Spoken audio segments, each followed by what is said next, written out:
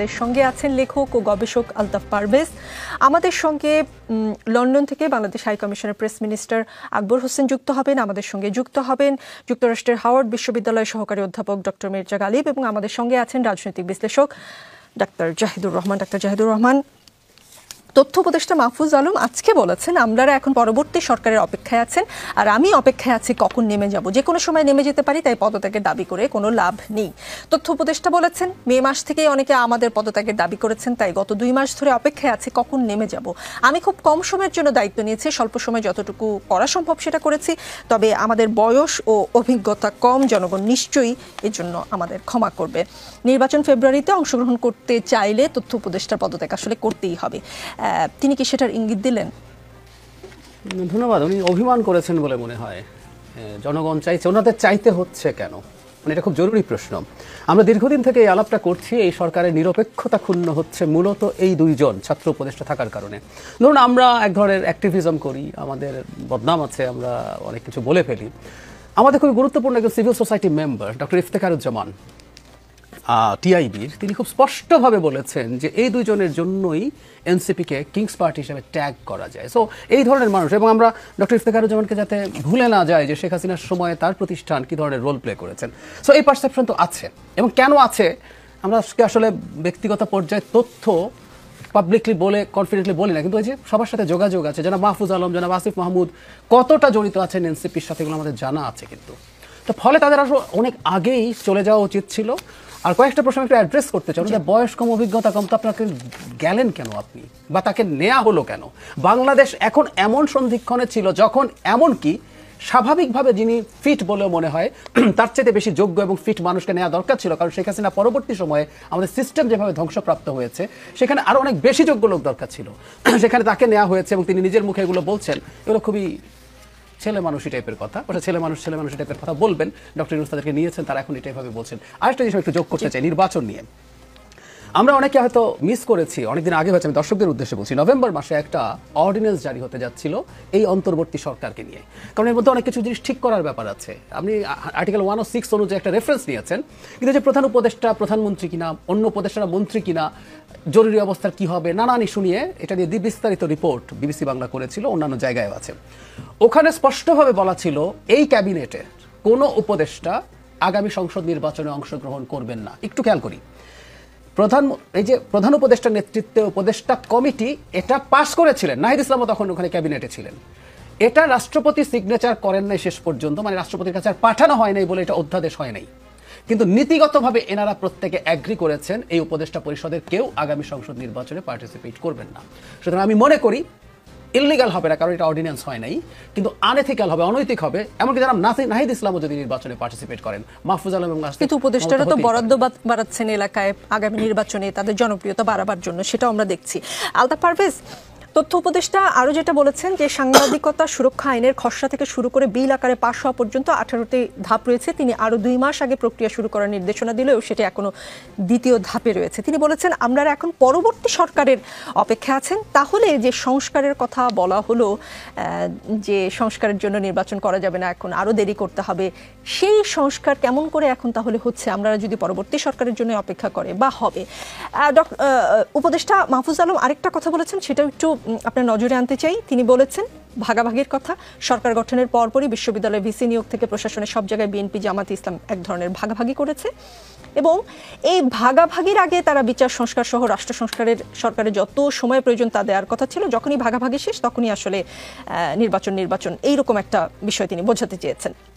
প্রশাসনের ভাগাভাগি নিয়ে তিনি রুশ বিপ্লবের পর প্রলেতারিয়ের কথা, মানে সর্বহারা শ্রেণী, যেটা রাষ্ট্রের সর্বহারাদের প্রশাসন গঠনের লেনিনের উদাহরণও টেনেছেন, এবং বলেছেন যে 3 বছরের মধ্যে সেই শ্রেণীর ব্যর্থতার পরে যার আমলের আমলাদের আবার ফিরিয়ে এনে প্রশাসন চালানোর উদাহরণ তিনি টেনেছেন। জি, আলতাফ পারভেজ। আসলে শেষেরটা আমি বলি, লেনিন বা রাশিয়ার যে উদাহরণ উনি দিয়েছেন, এটা হলো রুশ বিপ্লব এবং পরবর্তী ঘটনাবলী সম্পর্কে ওনার বোঝাপড়ার ঘাটতি থেকে।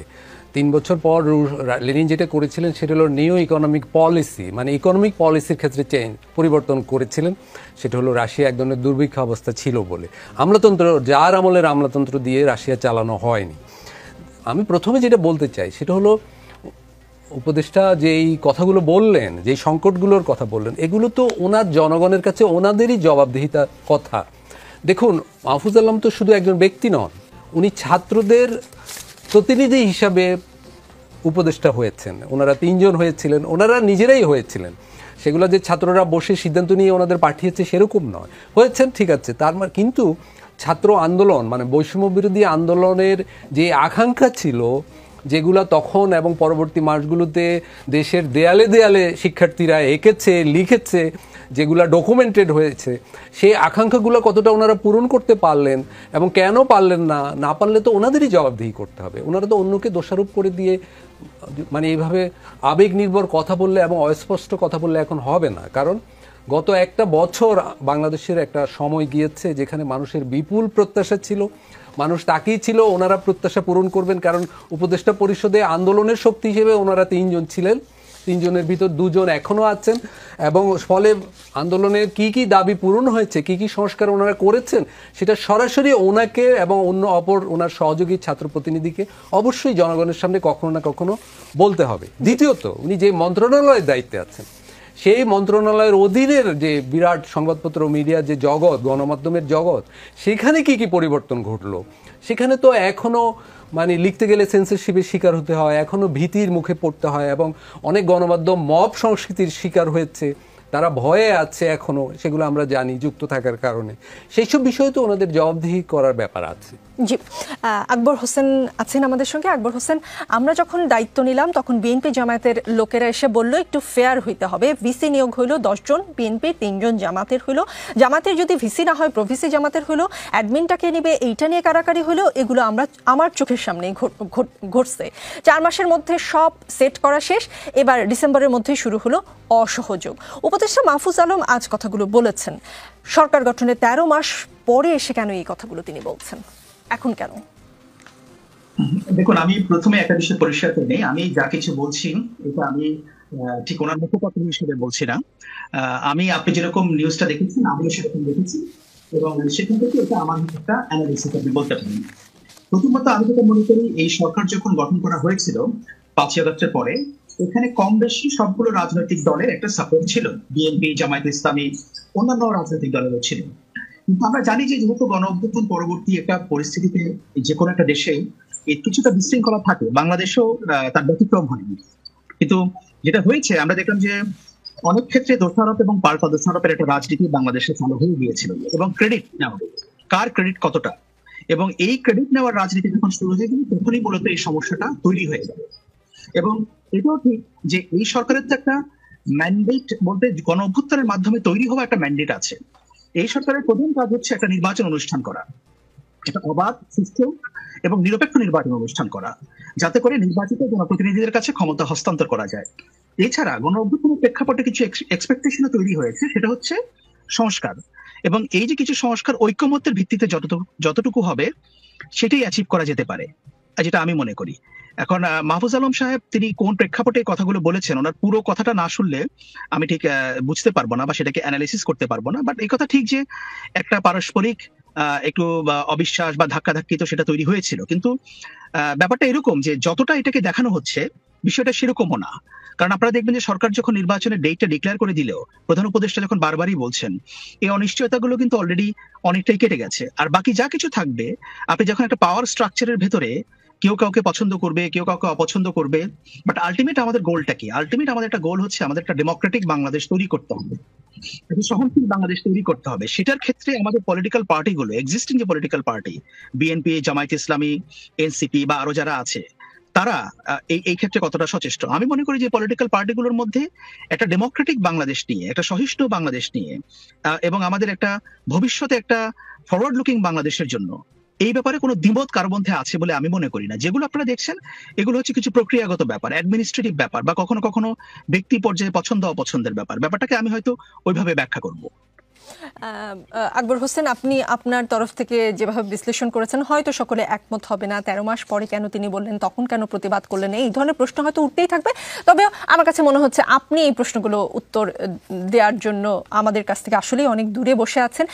একটা বিষয় আপনি পরিষ্কার করতে পারেন, সেই প্রশ্নটা বরঞ্চ আপনাকে করি। ডোনাল্ড ট্রাম্প ও মেলানিয়া ট্রাম্পের সাথে ডক্টর ইউনূস ও তার কন্যা কি ছবি তুলেছিলেন কিনা, অথবা ছবি তোলেননি, অথবা ছবিটি এআই জেনারেটেড, অথবা ছবিটি অন্য কোনোভাবে এডিট করা, আসলে কি? আপনি যদি সরকারের তরফ থেকে একটু পরিষ্কার করতেন। যুক্তরাষ্ট্রে যারা অবস্থান করছেন তাদের সাথে আসলে আমরা ঠিক এই সময়টাতে যোগাযোগ করতে পারিনি বলে আসলে আপনার সাহায্য চাচ্ছি এই ক্ষেত্রে। আমি আবারও বলছি যে যুক্তরাষ্ট্রে কি হয়েছে সেটা আমি আসলে লন্ডন থেকে খুব বেশি বিট বাই বিট যে ফলো করেছি ব্যাপারটা তা না। হ্যাঁ, নজরে এসেছে অনেক কিছু। এখানে একটা প্রশ্ন উঠেছে বা কেউ কেউ তোলার চেষ্টা করছেন যে ছবিটা অধ্যাপক মোহাম্মদ ইউনূস আমাদের প্রধান উপদেষ্টার সঙ্গে প্রেসিডেন্ট ট্রাম্পের যে ছবিটা, এটা কি এআই জেনারেটেড কিনা বা ফেক ছবি কিনা, এই প্রশ্নটা কারা তুলছে? আমি এটা একটু সার্চ করে দেখলাম। এই প্রশ্নটা উঠছে তারা যারা একসময় আমেরিকার প্রেসিডেন্টের সঙ্গে একটা সেলফি তোলার জন্য ঘুরঘুর করতেন পেছন পেছন, এবং এই প্রশ্নটা তুলছেন তারা যারা আমেরিকার প্রেসিডেন্ট বাইডেনের সঙ্গে একটা সেলফি তোলার পর বলেছিলেন যে বাংলাদেশের নির্বাচন নিয়ে মীমাংসা হয়ে গেছে সেলফির মাধ্যমে। এতটা নির্লজ্জ বহিঃপ্রকাশ, তারা এখন সেগুলো নিয়ে প্রশ্ন তুলছেন।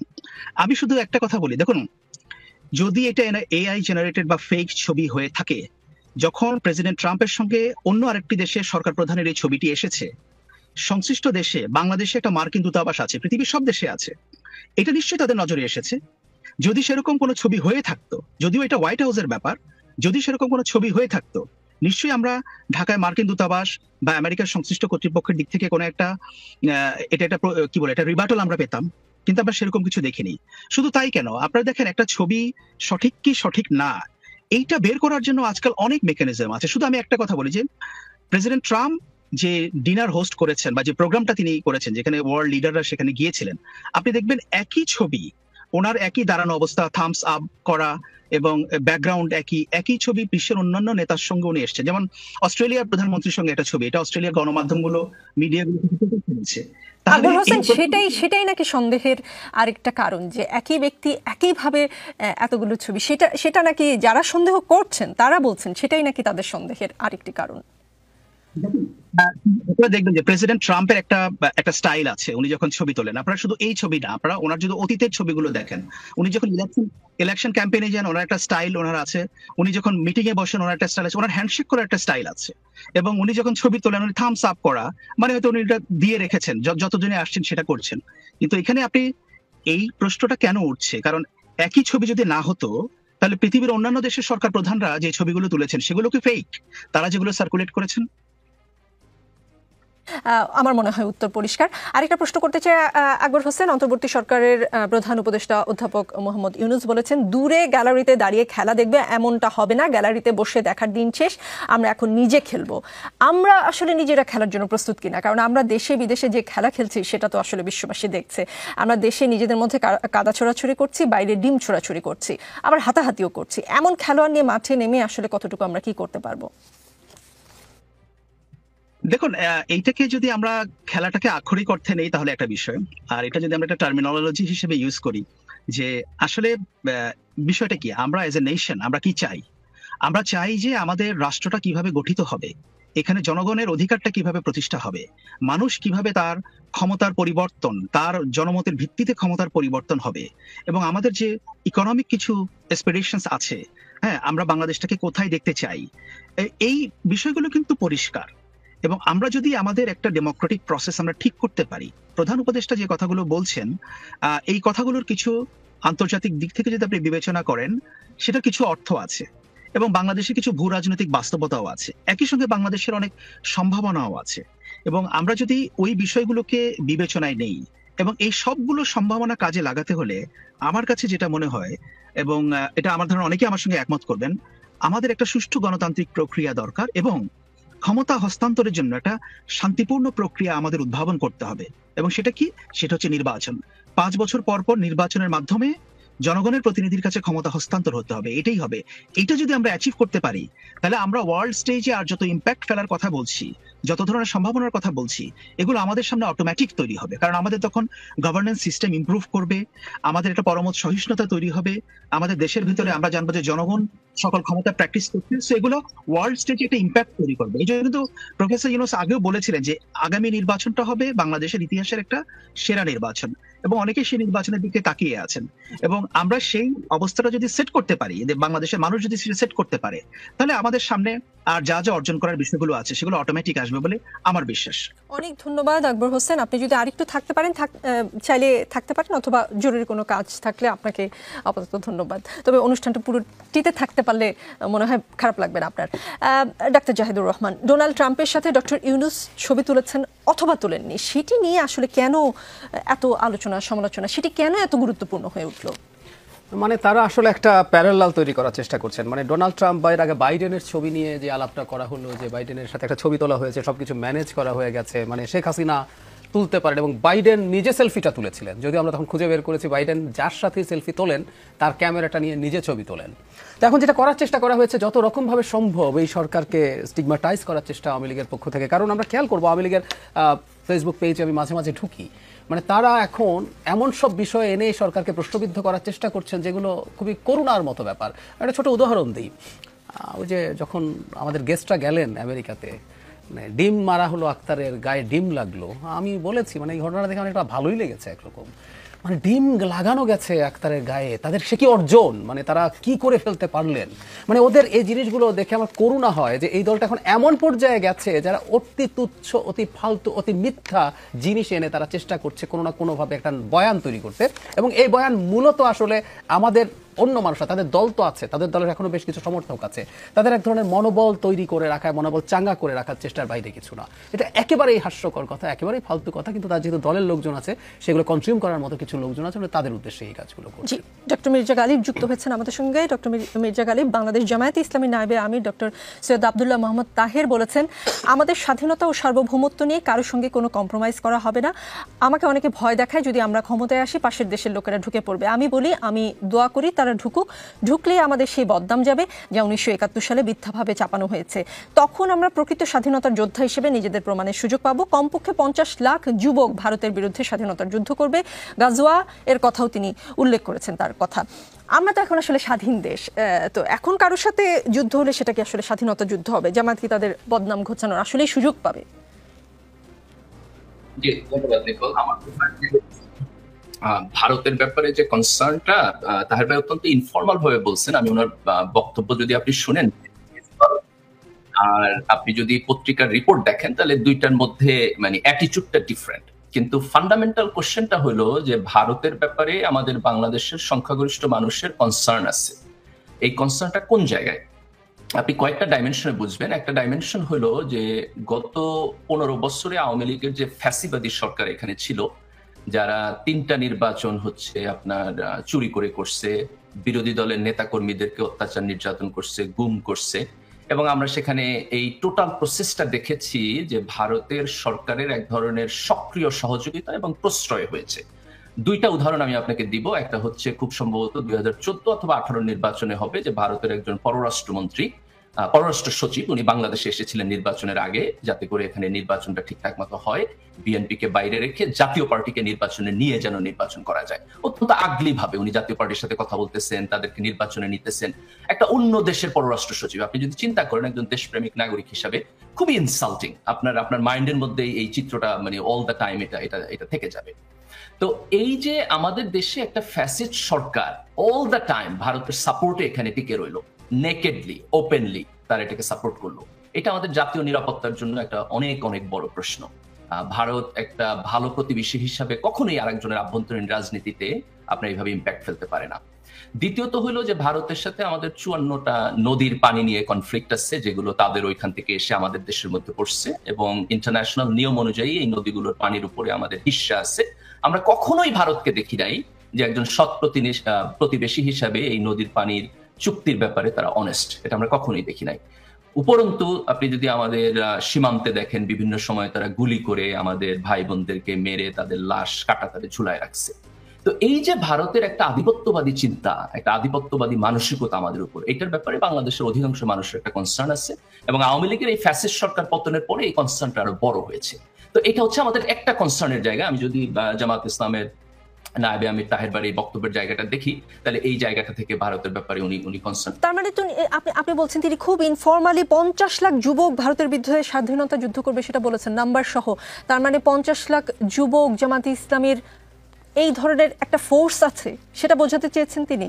রেটরিক, আমি তো মনে করি উনি 50 লাখ বলছেন, এটা ভুল রেটরিক বলছেন। এই দেশের সংখ্যাগরিষ্ঠ মানুষ দেশের স্বাধীনতা সার্বভৌমত্বের পক্ষে, এবং আমি মনে করি এই দেশের 100% মানুষ কখনোই ভারতের আধিপত্যবাদ এই দেশের উপর মেনে নিবে না। আমাদের 18 কোটি মানুষের সবাই জি, পলিটিক্যাল রেটরিক ছিল সেটা। জি, আলতাফ পারভেজ, আজ জামায়াতে ইসলামের আমিরের সাথে বাংলাদেশে সফররত ইউরোপীয় ইউনিয়নের ইলেকশন অবজারভেশন মিশনের উচ্চ পর্যায়ের প্রতিনিধি দলের বৈঠক হয়েছে। এছাড়া স্পেনের রাষ্ট্রদূত তার সাথে সাক্ষাৎ করেছেন। গণমাধ্যমের খবর বলছে বাংলাদেশ জামায়াতে ইসলামী শুধু গত 4 থেকে 17 সেপ্টেম্বরের মধ্যে 10 দিনে 15টি দেশের রাষ্ট্রদূত, প্রতিনিধি ও কূটনীতিকদের সাথে সাক্ষাৎ ও বৈঠক করেছে। আর গত বছর 5 আগস্ট আওয়ামী লীগ সরকারের পতনের পর এক বছরে এ ধরনের বৈঠক হয়েছে অন্তত 30টি দেশের সঙ্গে। গত 2 সপ্তাহে চীন, রাশিয়া, ফ্রান্স, অস্ট্রেলিয়া, যুক্তরাজ্য, পাকিস্তান, ব্রাজিল, ফিলিস্তিন, Singapore, Netherlands, Estonia, Poland, Luxembourg, Vatican City ও ইউরোপীয় ইউনিয়নের রাষ্ট্রদূত ও কূটনীতিকদের সাথে জামায়াতের নীতি নির্ধারকরা সাক্ষাৎ ও বৈঠক করেছেন। এসব বৈঠকের পর সংবাদ বিজ্ঞপ্তিও দলটি থেকে প্রকাশ করা হয়েছে। জামায়াতে ইসলামী অতীতের যে কোনো সময়ের তুলনায় বিদেশি কূটনীতিকদের সাথে সাক্ষাৎ করছে, দেশের রাজনৈতিক পরিস্থিতি নিয়ে আলোচনা করছে। এসব তৎপরতার পেছনে কি লক্ষ্য থাকতে পারে বা আপনি কি দেখেন? না, জামাত ইসলামী তো একটা শাসক দল হয়ে ওঠার চেষ্টা করছে, বিদেশিদের সাথে বৈঠক করছে, এটা তো ভালো। কিন্তু এই বৈঠক করতে যে আমি আপনাকে দুটো উদাহরণ দিতে চাই। কিছুদিন আগে তারা চীনের পার্টির প্রতিনিধিদের সাথে একটা বৈঠক করতে যেয়ে বলেছে আরাকানে একটা স্বাধীন, মুসলিমদের জন্য একটা স্বাধীন রাষ্ট্র করে দিলে ভালো হয়, এরকম একটা কথা বলেছে। সর্বশেষ এই যে একটু আগে আপনি যেটা বললেন যে ভারতের বিরুদ্ধে 50 লাখ লোককে আমরা দিয়ে যুদ্ধ করাবো, আমি বলছি যে এই ধরনের উক্তিগুলো মনে করেন আরাকানের ওইটা পরে জামাত ইসলামী আবার প্রত্যাহারও করেছে। আমি জানি না সর্বশেষ যেটা বলেছেন এটা প্রত্যাহার হবে কিনা। আমি শুনেছি জামাতের নিজস্ব যে ওয়েবসাইটগুলো আছে সেগুলোতে তারা এই অংশটা কেটে প্রচার করছে এখন। কিন্তু আমি বলবো এগুলো বাংলাদেশের সাথে এইসব দেশের সম্পর্কের জন্য ক্ষতিকর। বর্মার সাথে আমাদের সম্পর্ক কি হবে? আমরা তো বর্মা এবং ভারত দুটো তো আমাদের প্রতিবেশী, আমরা কিন্তু প্রতিবেশী পাল্টাতে পারবো না। প্রতিবেশীদের সাথে আমাদের সম্পর্ক থাকবে, কিন্তু আমাদের উইন উইন একটা সমাধানও করতে হবে। প্রতিবেশীদের সাথে আমরা তো সারাক্ষণ যুদ্ধ লাগিয়ে রাখতে পারবো না বা উত্তেজনা তৈরি করতে পারবো না। আরাকানে আমরা কেন একটা স্বাধীন রাষ্ট্র গঠন করতে যাব, বা চীন কেন সেটা করে দিবে? এই ধরনের প্রত্যাশা খুব বিপজ্জনক। ভারত সরকার গত 15 বছর বাংলাদেশে নানা ধরনের ভুল পদক্ষেপ নিয়েছে। নির্বাচনে তারা ইঞ্জিনিয়ারিং করার চেষ্টা করেছে, তারা একটা দলকে মদত দিয়ে গেছে অনৈতিকভাবে, তিস্তা চুক্তি হয়নি, পানি বন্টনে তারা সম্মত হচ্ছে না।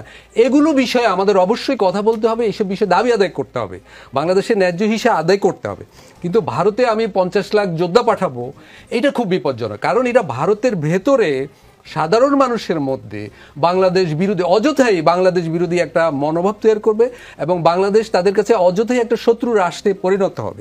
এখানে আমি একটা জিনিস বলতে চাই, দেখুন গত যে আমাদের এখানে গণতন্ত্রের আন্দোলন হয়েছে, ভারতেও অনেক শহরে, শুধু পশ্চিমবঙ্গে নয়, বাংলাদেশের এই আন্দোলনের সমর্থনে বহু মানুষ দিনের পর দিন রাস্তায় দাঁড়িয়েছে, মিছিল করেছে, মিটিং করেছে। এবং আমি বলবো যে জামাত ইসলাম যে স্বাধীনতা রক্ষায় যুদ্ধ করবে বলছে, এটা কিছুটা হাস্যকর। কারণ 71 সালে তো তারা যুদ্ধ করেনি। ফলে এবং অযথা এখন এগুলা বলে মানে ভারতের সাথে সম্পর্কটা আরও খারাপ করার প্রয়োজন নেই। ভারতের সাথে ন্যায্য বিষয়গুলোর মীমাংসা করা উচিত। আমি আরেকটা জিনিস বলে আমার শেষ করব। আপনি একটু আগে ডক্টর জাহিদকে বলছিলেন ছবি তোলার বিষয়। দেখুন, এটা আমাদের দুর্ভাগ্য যে এখনো গত সরকারের মতো আমরা মার্কিন যুক্তরাষ্ট্রের একজন প্রেসিডেন্টের সাথে ছবি তোলার জন্য পাগল হই। মানে গণ অভ্যুত্থানের পর নতুন বন্দোবস্তের সরকারও ঠিক এইটা করতে আরাম বোধ করছে। দ্বিতীয়ত সেই ছবি আবার সত্য না মিথ্যা সেটা নিয়ে আরেক দল পুলকিত হচ্ছে। এখন তো এইটাকে আমরা বড় অর্জন হিসাবে দেখাচ্ছি, কিন্তু গত 1 বছরে দারিদ্র্যের ক্ষেত্রে, কর্মসংস্থানের ক্ষেত্রে আমাদের তেমন কোনো বড় অর্জন নেই। আমরা সেই অর্জন ছাড়াই এখন আকবর সাহেব বলেছেন যে আমাদের যদি আমরা একটা নির্বাচন করতে পারি তাহলে কিন্তু সব সমস্যা হয়ে যায়। এবং আমাদের একজন উপদেষ্টা আমলাদের দোষারোপ করে পদত্যাগ বা ক্ষমতা ছেড়ে আসার চেষ্টা করছেন। দেখুন, আমলাদের কোনো প্রতিনিধি দল নেই বলে এই কথাটা বলা যাচ্ছে। আমলাতন্ত্রের কোনো প্রতিনিধিকে যদি আপনি এখন ইমিউনিটি নিয়ে কথা বলতে দিতেন, উনি কিন্তু উপদেষ্টাদের সম্পর্কে আরো অনেক কথা বলতে পারতো, যেটা হয়তো খুবই বিব্রতকর হতো। ফলে আমি বলবো যে উপদেষ্টাদের এবং একই সাথে আমাদের রাজনীতিবিদদেরও আরো দায়িত্বশীলতার সাথে কথা বলা উচিত, দায়িত্ব নিয়ে কথা বলা উচিত। এমন কিছু বলা উচিত না যাতে করে দেশের জনগণ এবং পুরো বাংলাদেশ রাষ্ট্র কোনো বিপদের মধ্যে পড়ে। ডাক্তার জাহিদুর রহমান, শনিবার নিউ ইয়র্কে এনআরবি কানেক্ট ডে অনুষ্ঠানে বিএনপি মহাসচিব মির্জা ফখরুল ইসলাম আলমগীর সাহেব বলেছেন, প্রফেসর ইউনূস যখন কথা বলছিলেন আমার বারবার মনে হচ্ছিল যে আমি এদেশের স্বাধীনতার ঘোষক শহীদ প্রেসিডেন্ট জিয়াউর রহমানের কণ্ঠ শুনছি।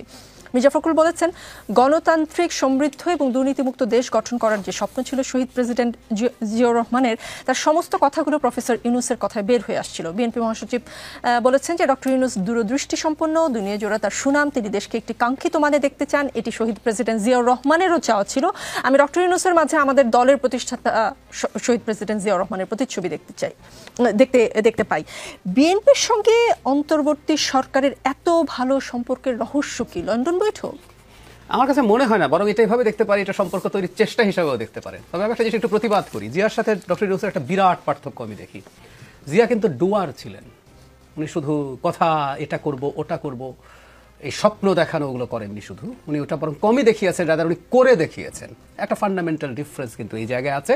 ডক্টর ইউনূস আমাদেরকে অনেক স্বপ্নের কথা বলেছেন, উনি তো অসাধারণ স্বপ্নের ফেরিওয়ালা, সারা পৃথিবীতে অনেক স্বপ্ন ফেরি করেছেন। মাইক্রোফিন্যান্স দিয়ে দারিদ্রকে জাদুঘরে পাঠাবেন, সোশ্যাল বিজনেস হবে 3.0 পৃথিবী, তো উনি ওটা করছেন এটা করছেন। আমি এখন মনে করি যে মির্জা ফখরুল ইসলাম আলমগীর যে অনেক বেশি খুশি হয়ে গেছেন তা না, কাউকে দুটো কারণ হতে পারে। আপনি কারোর প্রতি খুশি হয়ে বলতে পারেন, আবার কোনো না কোনো ধরনের টেনশন তৈরি হয়েছে, স্ট্রেস তৈরি হয়েছে, এই ধরনের প্রেক্ষাপটেও আপনি চাইলে আপনি সম্পর্ক উন্নয়নের জন্য করতে পারেন। আমি মনে করি সরকারের সাথে বিএনপি তার র্যাপোটা ঠিক থাকুক, সামনে যেহেতু ইলেকশন আসছে, সামনে দলগুলো নিজেদের মধ্যে যেহেতু বিভেদ আছে, তারা চেষ্টা করবেন র্যাপোটা যাতে বেটার থাকে। ডক্টর জাহেদ, আপনি মির্জা ফখরুলকে দীর্ঘদিন ধরে পর্যবেক্ষণ করেন, তার সাথে আপনার দেখা সাক্ষাৎ হয়, তার কথার পরিমিতি বোধ সম্পর্কে এক ধরনের প্রশংসা লোকে করে। তিনি যেরকম পরিমিতি বোধ নিয়ে কথা বলেন, তার জায়গায় থেকে আসলে এই সরকারকে খুশি করার জন্য মির্জা ফখরুল ইসলাম সাহেবের এই কথাগুলো বলাটা আপনি কি আসলে স্বাভাবিক মনে করেন? বা বিএনপির কি আদৌ এখন প্রয়োজন আছে অন্তর্বর্তী সরকারকে খুশি রাখা? খুশির আমি অন্তত একটা ভালো আন্ডারস্ট্যান্ডিং রাখা দরকার আছে। কিন্তু আপনি যেটা বললেন, আমি ওনাকে যেভাবে দেখেছি, উনি যেভাবে বলেন, যেভাবে বলেছেন, ওনার যে ধরন, ভাষার পরিমিতি বোধ যদি বলি, হ্যাঁ এটা পরিমিতি বোধ ছাড়িয়েছে, এটা ওনার সাথে টিপিকলি যায় বলে আমি মনে করি না। কিন্তু আমি মনে করি এর মানে এই না যে খুব সুসম্পর্ক, কারণ সামনে যখন নির্বাচন আসছে, প্রত্যেকটা যেহেতু আসলে দিনের শেষে সরকার নির্বাচন করে, বাংলাদেশে নির্বাচন কমিশন দায়িত্বে থাকে, আমরা যতই বলি না কেন, সেই জন্য আমরা সবসময় তত্ত্বাবধায়ক সরকার চেয়েছি। তো সরকারের সাথে বিএনপিরও নির্বাচনকে সামনে রেখে একটা বোঝাপড়া, আমি সুসম্পর্ক যদি নাও বলি, অন্তত খারাপ সম্পর্ক যাতে না থাকে। লন্ডন বৈঠকের পরও কিছু কিছু ঘটনা আমরা কখনো কখনো দেখেছি যাতে সরকার বা সরকারের একটা অংশের সাথে অন্তত বিএনপির টানাপোড়েনের পরিস্থিতি তৈরি হয়েছে। আমি মনে করি সেটা একটু রিকভার করতে চান, রিকভার করার চেষ্টা। ডক্টর মির্জা গালিব, বাংলাদেশ জামায়াতে ইসলামী ক্ষমতায় গেলে কাউকে দাবি আদায়ের জন্য কর্মস্থল ছেড়ে রাস্তায় 1 মিনিটের জন্য দাঁড়াতে হবে না, ইনসাফের ভিত্তিতে যার যেটা পাওনা সেটা তার হাতে তুলে দেওয়া হবে। প্রথমে আমরা এই ভঙ্গুর শিক্ষা ব্যবস্থা রাখবো না, যে শিক্ষা মানুষের মধ্যে অনৈতিকতার সৃষ্টি করে, মানুষকে দুর্নীতিবাজ বানায়, মানুষকে একটা ইতর প্রাণী বানায়, আমরা ওই শিক্ষা দেব না। যে শিক্ষাটা মানুষকে সম্মান করতে শেখায়, সেই শিক্ষাটাই আমরা আমাদের সন্তানদের হাতে তুলে দিব। ছেলে অথবা মেয়ে শিক্ষার পাঠ চুকে বের হওয়ার পর তার যোগ্যতা অনুযায়ী সে কাজ পেয়ে যাবে, হয় সে উদ্যোক্তা হবে, না হয় সার্ভিসের যে কোনো কাজ পেয়ে যাবে, সে বেকার থাকবে না। ক্ষমতায় গেলে জামায়াত ঘুষ দুর্নীতি নির্মূল করবে প্রতিজ্ঞা করেছেন জামায়াতের আমির ডক্টর শফিকুর রহমান। ক্ষমতায় জামাত যাবার সম্ভাবনা বিএনপির চেয়ে কম, হয়তো বা ভালোই কম, জরিপ বা বিভিন্ন কথা থেকে যেটা বুঝছি। সে কারণে কি সব ওয়াদা দেয়া আসলে যে ক্ষমতায় গেলে এগুলো আসলে বাস্তবায়ন করা সম্ভব বাংলাদেশে এখনকার এই পরিস্থিতিতে? দেখেন, প্রথম পয়েন্ট হলো যে জামাত একটা রাজনৈতিক দল এবং বাংলাদেশে এখন বড় রাজনৈতিক দল যদি আমরা ধরি তাহলে বিএনপি এবং জামাত ইসলাম, যেটা শেখ হাসিনার পতনের আগে অথবা 91 থেকে আমরা যে গণতান্ত্রিক প্রক্রিয়ায় ছিলাম সেখানে ছিল আওয়ামী লীগ এবং বিএনপি। 91 থেকে এই দুইটা রাজনৈতিক দলই অল্টারনেট করে ক্ষমতায় আসছে। তো এখন হাসিনার ফ্যাসিবাদী সিস্টেমের পতনের পরে আমরা যে রাজনৈতিক প্রক্রিয়ায় আসছি, সেখানে মোরাললেস আমরা যদি বিভিন্ন পোলগুলো দেখি এবং ছাত্র সংসদ নির্বাচনের ডাটা দেখি, তাহলে বিএনপি এবং জামাত এই দুইটা রাজনৈতিক দল বড় দুইটা রাজনৈতিক দল হিসাবে আগামী নির্বাচনে প্রতিদ্বন্দ্বিতা করবে এবং প্রায় কাছাকাছি তাদের পজিশন। সাম্প্রতিক সময়ে প্রায় 3-4টা পোল হয়েছে যেখানে আপনি বিএনপি এবং জামাতের মধ্যে ভোটের পার্থক্য 5%-এর বেশি না এই পোলগুলোতে। এবং আপনি ঢাকা বিশ্ববিদ্যালয় এবং জাহাঙ্গীরনগর বিশ্ববিদ্যালয়ের ছাত্র সংসদের নির্বাচন যদি দেখেন, তাহলে সেটা আমাদেরকে একটা ইন্ডিকেশন দিতেছে যে জামাতের আগামী নির্বাচনের ফলাফল আমরা সাধারণত যেভাবে ভাবি তার চাইতে ওয়ে বেটার হবে, তার অতীতের যে কোনো আপনার নির্বাচনের চাইতে বেটার হবে। তো সেই প্রেক্ষিতে জামাত ইসলাম আগামী দিনে দেশকে কিভাবে পরিচালনা করবে, কোন কোন জায়গায় তাদের কন্ট্রিবিউশন করার সুযোগ আছে, তাদের রাজনৈতিক ফিলসফি কি, তাদের অর্থনৈতিক ফিলসফি কি, জনগণের জন্য তারা কি করতে চায়, সেটা তারা জনগণের কাছে আউটলাইন করবে। এটা অত্যন্ত স্বাভাবিক রাজনৈতিক প্রক্রিয়া। এবং আমরা এখন যে সংস্কার এবং পরিবর্তনের মধ্যে আছি, এই দেশের আপামর জনসাধারণের মধ্যে একটা পরিবর্তনের আকাঙ্ক্ষা আছে। এটা জুলাই গণ অভ্যুত্থানের পরে তৈরি হয়েছে। এই দেশের তরুণ প্রজন্ম এই দেশটাকে ভিন্নভাবে দেখতে চায়। এই দেশের আপনার যারা আমরা একটু বয়সী প্রজন্ম আছি তারাও চায় যে এই দেশটা পরিবর্তন হোক। তো এখন বিএনপি এবং জামাত এই দুইটা রাজনৈতিক দলের কাছে জনগণের আকাঙ্ক্ষা হইলো যে তারা আগের পুরাতন রাজনীতি করবে না, তারা ভবিষ্যতের এই পরিবর্তনের প্রতি তাদের যে কমিটমেন্ট এবং এই কাজটা তারা কিভাবে করবে তার ডিটেইলস জনগণের কাছে তারা প্রকাশ করবে। তো এই জায়গা থেকে জামাত ইসলামের খুব সম্ভবত সেক্রেটারি জেনারেল বক্তব্য আপনি যেটা কোট করেছেন, তো এই বক্তব্যকে যদি আপনি দেখেন জামাত ইসলামের জি জি জি থিওরিটিক্যাল জায়গা থেকে বলতে পারেন যে কিছু বক্তব্য খুবই থিওরিটিক্যাল, সেখানে প্র্যাকটিক্যাল আউটলাইন নাই, এই জায়গা থেকে আমরা সমালোচনা করতে পারি। কিন্তু রাজনৈতিক দল হিসাবে তারা যদি ভবিষ্যতে তাদের কর্ম পরিকল্পনা জনগণের কাছে আনেন এবং কোন কোন জায়গায় তারা পরিবর্তন চান এটা যদি খুব স্পষ্টভাবে বলেন, আমি মনে করি এটি অত্যন্ত ইতিবাচক রাজনীতি। বিষয় যদি পরিষ্কার করতেন, যেটা আমি আলতাফ পারভেজের সঙ্গে আলাপ করছিলাম, যে বাংলাদেশ জামাত ইসলামী শুধু গত 4 থেকে 17 সেপ্টেম্বরের মধ্যে 10 দিনে 15টি দেশের রাষ্ট্রদূত, প্রতিনিধি ও কূটনীতিকদের সাথে সাক্ষাৎ করেছে। গত 5ই আগস্টের পর থেকে 30টি দেশের সঙ্গে বৈঠক হয়েছে জামাত প্রতিনিধিদের সঙ্গে। অতীতের নজির ভেঙে কূটনৈতিক পাড়ায় জামাত ইসলামের এত তৎপরতার আসলে কি কারণ? তার মানে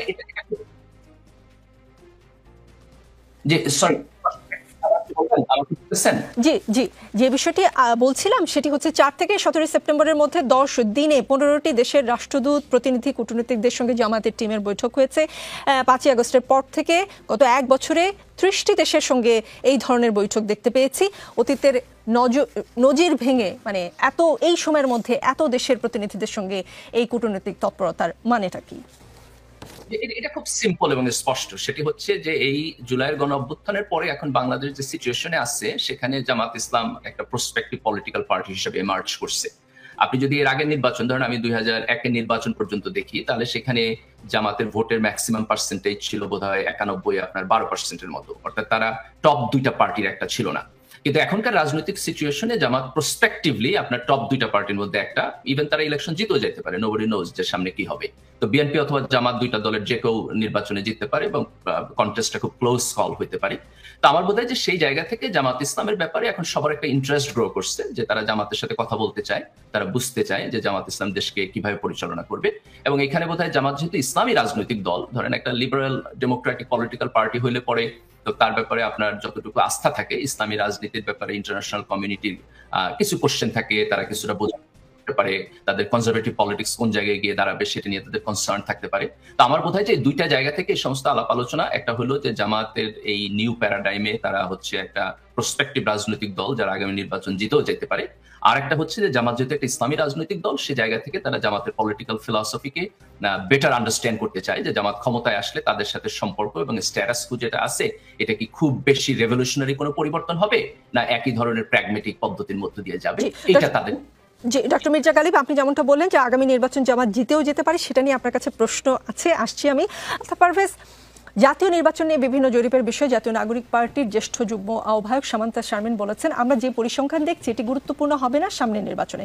সামনের নির্বাচন হবে সব ধরনের ধারণাকে ঘুরিয়ে দেওয়ার নির্বাচন। তিনি বলেছেন, বর্তমান বাংলাদেশের 60% তরুণ, এত বেশি তরুণ তো বাংলাদেশ ফেস করেনি। ভোটিং যে একটা শক্তি, গত 15 বছর ভোট না দেওয়ার কারণে মানুষের মধ্যে এ ধরনের উপলব্ধি হয়েছে। এবারে ভোট এক ধরনের প্রতিবাদ, এক ধরনের জানান দেয়া তার রাজনৈতিক সত্তার। এবারে ভোট সে কোনোভাবেই ব্যবহৃত হতে দেবে না। এক ধরনের প্রতিজ্ঞা থেকে তরুণরা তাদের ভোট দিয়ে একটা পরিবর্তন নির্ধারণ করবে।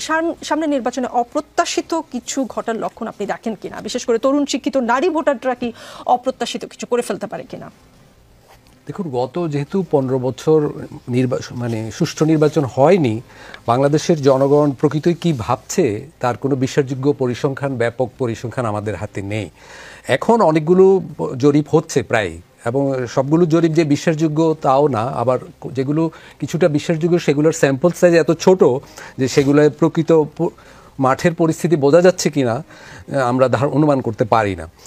তবে এইটুকু আমি বলতে পারি যে এটা আমার ব্যক্তিগত পর্যবেক্ষণ থেকে, যে সামনে নির্বাচনে অবশ্যই কিছু কিছু অপ্রত্যাশিত জনরায় আমরা দেখব। কারণ এখন আওয়ামী লীগ নিষিদ্ধ, ফলে আওয়ামী লীগের ভোটগুলা কে পাবে সেটার একটা ব্যাপার রয়েছে। আবার বিএনপি গত 15 বছর মাঠ পর্যায়ে রাজনীতি করতে পারেনি, জামাতও পারেনি, এখন পারছে। আবার বিএনপি একভাবে না পারলেও জামাত তার নানা ধরনের দান অনুদানের মানে অনুশীলনের ভিতর দিয়ে মাঠ পর্যায়ে সক্রিয় ছিল, ফলে সেইটা আবার কিভাবে ভোটে প্রতিফলিত হবে সেটা একটা ব্যাপার। ফলে আসলে একটা অপ্রত্যাশিত ফল হতে পারে, কিন্তু সেটা কোন দল কত পাবে আমি অনুমান করা কঠিন, কারণ ওই রকম বিশ্বাসযোগ্য কোনো জরিপ এখনো হয়নি। আমার ব্যক্তিগত একটা ধারণা যে ধর্মভিত্তিক দলগুলো বিগত 15 বছর আগের ভোটের হিস্সা থেকে এবার তাদের ভোটের হিস্সা বাড়বে, কিন্তু আসনগত কিছু অনুমান করা আমি জানি না। জি জি, ডক্টর জাহিদ, সামান্তা শারমিন আরও যেটা বলেছেন যে জাতীয় নির্বাচনে বিভিন্ন জরিপের বিষয়ে তার যেটা মতামত, যে পরিসংখ্যানগুলো দেখছে সেটা গুরুত্বপূর্ণ হবে না এবং নির্বাচন হবে সব ধরনের ধারণাকে ঘুরিয়ে দেওয়া নির্বাচন। তিনি বলেছেন যে নির্বাচনের আগে ভয়ঙ্কর এক প্রকল্পের বিষয়টা ফাঁস হয়ে যাবে, গোপন থাকবে না। সেই সাথে যেটা বলেছেন যে এই নির্বাচনটা প্রথমত ষড়যন্ত্রমূলক, সেখানে রয়েছে অন্তর্বর্তী সরকার, বিএনপি ও আওয়ামী লীগ এবং সেই সঙ্গে যোগ দিয়েছে জামাত। এর সঙ্গে কোনো রাজনৈতিক ও ইন্টারন্যাশনাল পক্ষ যোগ দিয়েছে, এগুলো হয়তো বের হবে। তিনি বলেছেন আমরা দেখতে পাচ্ছি যে এক ধরনের প্রকল্প বাংলাদেশকে পুরনো এস্টাবলিশমেন্টে রাখার প্রক্রিয়া এই নির্বাচনকে দেখানো হচ্ছে। আমার কাছে মনে হয় নির্বাচনের আগ মুহূর্ত হলেও এই প্রকল্পটা ফাঁস হয়ে যাবে এবং প্রকল্পটা আর গোপন রাখতে পারবে না ওরা। সামান্তার কথা কি কেবলই আসলে আপনার কাছে পলিটিক্যাল রেটরিক মনে হয়, নাকি ষড়যন্ত্রের কোনো গন্ধ আপনি বা অন্যরাও পায়? আমি রেটরিক বলছি। আমি তার আগে একটু জরিপ নিয়ে দুটো কথা বলি। যখন বাংলাদেশে জরিপগুলো পাবলিশ হচ্ছে, একটা ইন্টারেস্টিং তথ্য গালিব ভাই নিশ্চয় খেয়াল করেছেন, যদি জরিপটাকে রিলাই করি, লাস্ট যে জরিপটা হলো ইনোভেশনের, এখানে গত কয়েক মাস আগের জরিপের তুলনায় বিএনপিরও সমর্থনের পার্সেন্টেজ কমেছে, জামায়াতেরও কমেছে। আমরা একটা পপুলার বিলিফ ছিল বিএনপির কমবে, জামায়াতের বাড়বে। আরও ইন্টারেস্টিং ব্যাপার, বিএনপির কমেছে 0.4%, জামায়াতের কমেছে 1.3%, বিএনপির যত কমেছে তার 3 গুণ কমেছে জামায়াতের। সুতরাং এই হলো জরিপের অবস্থা। আচ্ছা, আমি আমার কৌতূহল নিবৃত্ত করার জন্য ভারতে এই গত নির্বাচনের পোলের কি হলো, সার্ভের কি হলো দেখার চেষ্টা করলাম। খুবই ইন্টারেস্টিং ব্যাপার। বলা হয় যে exit pole is more accurate অন্যটা চাইতে। এক্সিট পোলেও কেউ অলমোস্ট প্রেডিক্ট করতে পারে নাই যে কংগ্রেস 200-র বেশি সিট পাবে। ইন্ডিয়া জোট, কংগ্রেস বলাটা ঠিক হচ্ছে না, তাদের যে জোট, এনডিএকে কম বেশি বিজেপি নেতৃত্বে আগের মতো দিচ্ছে। আর আগে যেসব জরিপ হয়েছে প্রত্যেকটাতে অলমোস্ট আগের নির্বাচনে যা হয়েছে, একটা দুটা ব্যতিক্রম বাদে 250-র মতো ইন্ডিয়া জোট পেতে পারে, এই জরিপ ইলেকশনের আগে একজনের জরিপে বলা হয়েছে। অথচ ততদিনে উইকিপিডিয়াতে তালিকা আছে, যে কেউ দেখতে পারবেন, 25-26টা জরিপ হয়েছে। আর এক্সিট পোলেও একটা মাত্র প্রেডিক্ট করেছে যে ইন্ডিয়া জোট আগের চেয়ে তুলনামূলকভাবে অনেক ভালো করবে। সো এই অঞ্চলের জরিপের প্রসিডিউরাল ব্যাপার না, এই ধরনের লোকজন সম্ভবত সত্য কথা সঠিক কথা বলে না, এমনকি পার্সোনালিও। আমি ভারতের কথা বলছি, যে দেশের দীর্ঘ গণতান্ত্রিক চর্চার হিস্সা আছে। সেজন্য আমি মনে করি ব্যক্তিগতভাবে এটা বরং হতে পারে যে আমাদের মানুষজন অনেক বেশি আউটস্পোকেন, তারা হয়তো অনেক বেশি একটি ওই স্যাম্পলিং এর মধ্যে যদি পড়েন তারা বলেন, সেই কারণে রেজাল্ট হয়। শুধু তাই না, আওয়ামী লীগের ভোট 4% বেড়েছে আগের 3 মাসের তুলনায় এবার। তো আমার ইন্টারপ্রিটেশন হচ্ছে তারা হয়তো নতুন করে বলছে, কিন্তু আওয়ামী লীগের ভোট বাড়ার কোনো কারণ নাই। আমি একটা জিনিস একটু অ্যাড্রেস করতে চাই, হয়নি, ইনফ্যাক্ট আপনি আমাকে অন্য প্রশ্ন করেছিলেন জনাব তাহেরের বক্তব্য নিয়ে। উনি শুধু 50 লাখ তরুণকে রাখবেন তা বলেননি, উনি অত্যন্ত সেন্সিটিভ একটা ইস্যু মাঠে নামিয়েছেন। গাজওয়াতুল হিন্দ, আমাদের একটা ধর্মযুদ্ধের কথা আছে ইসলামের বিলিফের মধ্যে, সহিহ হাদিস আছে, এবং সেই আলাপটা আনছেন যে এটা শুরু হলে এটা শুরু হবে। এই জনাব তাহের কিছুদিন আগেই শ্রীরাধা দত্তের সাথে রীতিমতো ভারতকে প্রবোধ দেওয়ার চেষ্টা করছেন যে আমরা কোনোভাবে 10টা কষ্টের সাথে জড়িত ছিলাম না, আমরা মুক্তিযুদ্ধ। উনি এখানে বলছেন 71-এ আমাদের উপরে যে মিথ্যা দায় চাপানো হয়েছে, এই বক্তৃতাটা শুনেছি, সেটা কাটিয়ে উঠবেন ভারতের বিরুদ্ধে যুদ্ধ করে, মিথ্যা দায়। অথচ শ্রীরাধা দত্তকে বলছেন, শ্রীরাধা দত্তের বয়ানে বিবিসি বাংলা এটা রিপোর্ট করেছে যে মতিউর রহমান নিজামী এবং দেলোয়ার হোসেন সাঈদী এটা নিয়ে ক্ষমা চেয়েছেন। তোমরা যদি অপরাধ না হয় মিথ্যা দায় চাপা ক্ষমা কেন চাইছেন? তিনি যত রকম ভাবে সম্ভব, ইনফ্যাক্ট একটা ক্ষমতায় যাওয়ার চিন্তা করা দলের এটা করা উচিত, ভারতকে শত্রু বানানো যাবে না। কিন্তু ওরা তো একটা রাজনীতি করছেন যে বিএনপি ভারতপন্থী হয়ে গেছে, তারা এবং তাদের হয়ে অনেক অ্যাক্টিভিস্ট এই ন্যারেটিভটা মাঠে আনছে। তো যেহেতু এটা করেছেন, ওনাকে একটু জিহাদি জোশ দেখানো, প্লাস আমি সিরিয়াসলি মনে করি বিশেষ করে গাজওয়াতুল হিন্দের আলাপ এনে বিজেপির পারপাস সার্ভ করা হচ্ছে। কারণ বিজেপি এখন বলবে যে ওখানে ওরা প্রস্তুত হচ্ছে, ওখানে গাজওয়াতুল হিন্দের আওয়াজ তুলছে, সুতরাং পাল্টা তার দেশে যে হিন্দুত্ববাদী রাজনীতি, বিশেষ করে আগামী এই যে 26-এর মার্চ এপ্রিলে পশ্চিমবঙ্গের বিধানসভা নির্বাচন আছে, যেটার জন্য মোদী সিরিয়াসলি চেষ্টা করেছেন, গতবার পারেননি, এবারও ট্রাই করবেন, এই নির্বাচন এবং অন্যান্য নির্বাচনের ক্ষেত্রে সুফল আনবে। সুতরাং জনাব তাহের এই কথাগুলো বলার মাধ্যমে যোগসাজশ আছে কিনা, যে ডিফারেন্ট ডিবেট, উনি মূলত বিজেপির পারপাস সার্ভ করছেন, বিজেপির হাতে একটা অস্ত্র তুলে দিয়েছে বলে আপনি মনে করেন ডক্টর মির্জা গালিব?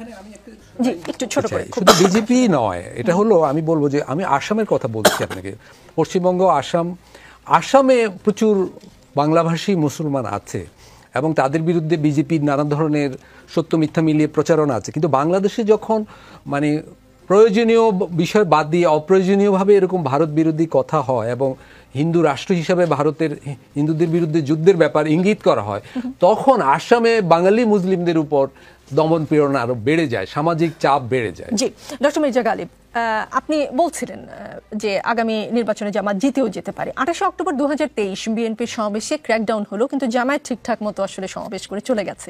নিউ ইয়র্কের এয়ারপোর্টে বিএনপি এনসিপি গালাগালের মুখোমুখি হলো, আক্তারের গায়ে তো ডিমই ছোড়া হলো, কিন্তু জামায়াত নেতা ঠিকঠাক মতো বেরিয়ে গেছে। জামায়াত কি করে আসলে সব জায়গা থেকে ঠিকঠাক মতন বেরিয়ে যেতে পারে? জাদু আছে কিনা, এবং এই জাদু আগামী নির্বাচনেও দেখাবে কিনা দলটি, সেখান থেকে আপনি বলছেন কিনা যে আগামী নির্বাচনে জিতেও যেতে পারে? দেখেন, এখানে আমি যে জায়গা থেকে এই জায়গাটা বলতেছি সেটা হচ্ছে, আমি একটু এক্সপ্লেইন করি। প্রথমত হলো, আমি এটার সাথে এগ্রি করি যেটা অন্যরা বলতেছিলেন, যে সমস্ত জরিপ হইতেছে তো স্যাম্পল সাইজ খুব অল্প, সাধারণত জরিপগুলো ছোট স্যাম্পল সাইজ নিয়েই হয়, এবং তার ফলে আমরা জরিপ থেকে কখনোই এই কনক্লুশনে যেতে পারবো না যে এটা এক্স্যাক্টলি হবে। এটা আমাদের একটা বেস্ট গেস, তাই না? আমরা একটা এডুকেটেড গেস করার চেষ্টা করতেছি, তো এটা ভুলও হইতে পারে, রাইটও হইতে পারে। আমরা কিছু কিছু ইন্ডিকেশনের দিকে তাকাবো এবং এই ইন্ডিকেশন গুলো থেকে একটা কনক্লুশনে যাওয়ার চেষ্টা করবো, এবং কনক্লুশনটাকে আমরা একটা প্রবাবল কনক্লুশন বলবো। তো আপনি দেখেন, জুলাইয়ের গণ অভ্যুত্থানে যখন আওয়ামী লীগের সরকারের পতন হইলো, তখন যেটা বাই ডিফল্ট হওয়ার কথা ছিল যে বিএনপি বড় রাজনৈতিক দল, এর আগে আওয়ামী লীগ যখন নির্বাচনে হারছে তখন বিএনপি মূলত নির্বাচনে জিতছে এবং জামাত তার সাথে জোটে ছিল। তাইলে এখানে বিএনপি এবং জামাতের যদি একটা জোট রাজনীতি থাকে, তাহলে এই জোট রাজনীতি ক্ষমতায় যাবে, এখানে অন্য কোনো অল্টারনেটিভ পলিটিক্যাল জায়গা নাই। এটা ছিল আমাদের প্রথম সিনারিও। তো সেখানে দ্বিতীয় সিনারিওতে দুইটা কম্পোনেন্ট হলো, একটা হলো বিএনপি এবং জামাত আলাদা আলাদা রাজনীতি করলো, তাদের মধ্যে জোটটা এখানে নাই, এবং সেখানে এনসিপি একটা নতুন রাজনৈতিক দল তরুণদের, এটা তৈরি হলো। তো এরপরে আমরা যদি সামগ্রিক পরিস্থিতি দেখি, যতগুলো পোল হয়েছে এই পর্যন্ত, প্রায় 4-5টা বিভিন্ন সময়ে যে পোল হয়েছে, আপনি সেখানে কয়েকটা ক্রাইটেরিয়া দেখবেন। যে প্রথম ক্রাইটেরিয়া হলো NCP as a political party massive popularity পাইতে ব্যর্থ হয়েছে। সকল পোলে তাদের ভোটের পার্সেন্টেজ যেটা আমরা পাইতেছি সেটা 2-3-4%, 5%-এর উপরে না। আর বিএনপি এবং জামাত এই দুইটা রাজনৈতিক দলের মধ্যে পার্থক্য 5%-এর উপরে না। বিএনপি জামাতের চাইতে 5% এগিয়ে আসছে প্রায় 3-4-5টা পোলে আপনার কনসিস্টেন্টলি। এরপরে আমাদের কাছে আরেকটা ডাটা আসলো, সেটা হলো যে যখন ঢাকা বিশ্ববিদ্যালয়ে ছাত্র সংসদ নির্বাচন হলো এবং জাহাঙ্গীরনগর বিশ্ববিদ্যালয়ে ছাত্র সংসদ নির্বাচন হলো, এই দুইটা জায়গায় আমরা দেখলাম যে ছাত্র শিবিরের প্যানেল অলমোস্ট 80-90% পজিশনে জয়লাভ করছে। তো এইটা আমাদের কাছে একটা ইন্ডিকেশন দেয়, সেটা হলো জুলাইয়ের ব্যাপারে এই দেশের তরুণ প্রজন্মের যে আকাঙ্ক্ষা এবং ভালোবাসা, এই ম্যান্ডেটটা তারা মূলত ছাত্র শিবিরকে দিচ্ছে। তো তারা এটা এনসিপি কে দেয় না। এনসিপির যে ছাত্র সংগঠন ছিল বাকসাস, তারা নির্বাচন অত্যন্ত খারাপ করছে, 10%-এর নিচে ভোট পাইছে, যেখানে ঢাকা বিশ্ববিদ্যালয়ে ছাত্র শিবির 46% ভোট পেয়ে আপনার ভিপি ক্যান্ডিডেট নির্বাচিত হয়েছে, এবং অন্যরা প্রায় 40%-এর মতো ভোট পাইছে। তো এই যে জুলাইয়ের পরিবর্তনের আকাঙ্ক্ষার একটা ম্যান্ডেট ছাত্র শিবির পাইতেছে, এবং সেই জায়গা থেকে এটা জামাত ইসলামও পাইতে পারে, এবং সকল পোল আমাদেরকে শো করতেছে যে এককভাবে বিএনপি সংখ্যাগরিষ্ঠ মানুষের ট্রাস্ট পাইতেছে না। একটা বিশাল অংশের মানুষ এখন হচ্ছে আপনার আনডিসাইডেড, প্রায় সবগুলো ডাটা বলতেছে 50%-এর উপরে মানুষ এখন পর্যন্ত তারা জানে না, তারা ঠিক করেনি। তার পাশাপাশি একটা রাজনৈতিক দল হিসেবে আপনার তরুণদের ম্যান্ডেট ম্যাসিভলি পাইতে ব্যর্থ হয়েছে। এই ফাঁকা জায়গা আমি পজিটিভলি কনক্লুশন করতে পারি যে বিএনপি এবং জামাত আগামী নির্বাচনে একদম আরেকজনের সাথে কম্পিটিশন। জি, অনেক ধন্যবাদ ডাক্তার জাহিদুর রহমান। একদমই সময় নেই, কিন্তু বিষয়টি আপনি অ্যাড্রেস করবেন আশা করছি। ঢাকা বিশ্ববিদ্যালয় কেন্দ্রীয় ছাত্র সংসদ নির্বাচনের ব্যালট পেপার রাজধানী নীলক্ষেতে ছাপানোর তথ্য সংশ্লিষ্ট সহযোগী ভেন্ডর বিশ্ববিদ্যালয় কর্তৃপক্ষকে জানায়নি বলে দাবি করেছেন উপাচার্য নিয়াজ আহমেদ খান। তিনি বলেছেন, ব্যালট পেপার ছাপানোর স্থান বা সংখ্যা ডাকসু নির্বাচনকে কোনোভাবে প্রভাবিত করে না। আপনিও কি তাই মনে করেন কিনা যে ভেন্ডর বিশ্ববিদ্যালয় কর্তৃপক্ষকে বিষয়টি না জানালে বিশ্ববিদ্যালয়ের আসলেই করার কিছু ছিল কিনা, এবং এটা আসলেই নির্বাচনকে প্রভাবিত করে কিনা? আমি মনে করি অভিযোগগুলো খেয়াল করি। প্রথম, তারা কিন্তু অস্বীকার করেছিলেন। আচ্ছা, যতগুলো ছাপানো হয়েছে কাটার হওয়ার সংখ্যার সাথে ডিফারেন্স আছে। ব্যালট পেপারগুলোতে সিরিয়াল নাম্বার ছিল না, মানে অভিযোগগুলো খেয়াল করে। এবং যারা পরাজিত হয়েছেন এরকম কয়েকজন প্রার্থী, তারা দাবি করেছেন যে ভোট নেওয়া হয়েছে স্টুডেন্টদের যে সিগনেচারের শিট, সেটা তারা চান, তারা একটু যাচাই বাছাই করে দেখতে চান। এগুলো কোনো কিছুই আসলে প্রোভাইড করা হয়নি। সেজন্য বলছি যে যেভাবে তিনি ডিনাউন্স করেছেন এটা এভাবে, এবং ওনার কিছু ভাষা, উনি একটা জায়গায় বলছেন ডুবন্ত মানুষ যেভাবে খড়কুটো ধরে, মানে ওনার ছাত্ররাই তো এরা, তাই না? উনি ইউনিভার্সিটির সর্বোচ্চ পদে আছেন, পিতৃসম মানুষ, উনি তাচ্ছিল্য করছেন ডুবন্ত মানুষ যেভাবে। আমি শুনছিলাম ওনারে, আমি ওনার সেটা নিতে পারিনি, ওনার অনেক প্রশংসা শুনি। সেই খড়কুটা ধরার মতো কাজ করছে। উনি দরকার ছিল আশ্বস্ত করে এবং যা যা চায় সবকিছু তাদেরকে প্রোভাইড করা। আমি মনে করি লাস্ট যে কথা, ইউনিভার্সিটি না, এটার একটা সিরিয়াস তদন্ত একটা নিরপেক্ষ প্রতিষ্ঠানের দ্বারা হওয়া উচিত। নিরপেক্ষ তদন্ত, কারণ এই যে এই ভোটটাকে দেখুন গালিব ভাইও ব্যবহার করার চেষ্টা করছেন জামাতের ক্যাম্পেইনের পার্ট হিসেবে। সো এই ডাকসু নির্বাচনে গুরুত্ব আছে, এটা ইউজ হচ্ছে। জি জি, আলতাফ পারভেজ প্রধান নির্বাচন কমিশনার আজকে বলেছেন যে বাংলাদেশে কাজ করা করা খুবই ডিফিকাল্ট, পার্টিকুলারলি যে অবস্থার মধ্য দিয়ে দেশটা যাচ্ছে। আপনি কাজ আদায় করে নেওয়া কিছু কিছু পক্ষের লোকের জন্য খুবই সুবিধা, আর বেশিরভাগ পক্ষের লোকের জন্য ডিফিকাল্ট। এই সিচুয়েশনে এখন দেশ দাঁড়ায় আছে। এখন তো নির্দলীয় সরকার, তারপরেও কাজ করা ডিফিকাল্ট। মানে দলীয় সরকার আসলে তাহলে কি ডিফিকাল্টিস কমবে? না, এটা বাংলাদেশে কেন, সব জায়গায় কাজ করা ডিফিকাল্ট, বা বাংলাদেশে হয়তো বেশি ডিফিকাল্ট, কিন্তু আমি বলবো নির্বাচন কমিশনার এটা বলতে পারেন না এই সময়, কারণ এটা একটা বাজে বার্তা দেয়। এই সময় ওনাদের আরও অনেক শক্ত, দায়িত্বশীল এবং আশাবাদী কথা বলতে হবে, কারণ আরও কঠিন অবস্থা হবে নির্বাচনের যখন রোড ম্যাপ পুরোপুরি ঘোষণা করা হবে।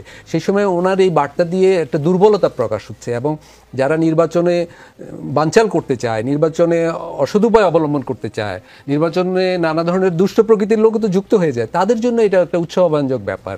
ফলে আমি নির্বাচন কমিশনের কাছ থেকে এই ধরনের কথা তো মানুষ আশা করে না। জি, রাজনীতিতে শেষ কথা